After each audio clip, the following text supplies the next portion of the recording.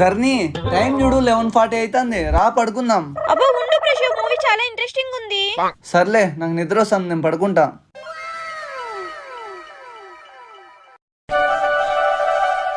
అమ్మో 12 అయింది.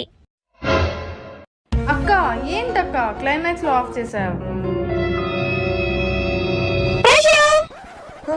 ఏమైంది ధర్ని, ఏమైంది? Happy birthday ప్రశు.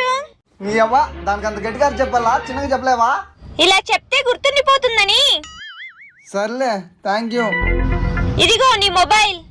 నా మొబైల్ నీ దగ్గర ఎందుకుంది? అంటే నాకంటే ముందు నీ ఫ్రెండ్స్ ఎవరు విష్ చేయకూడదని.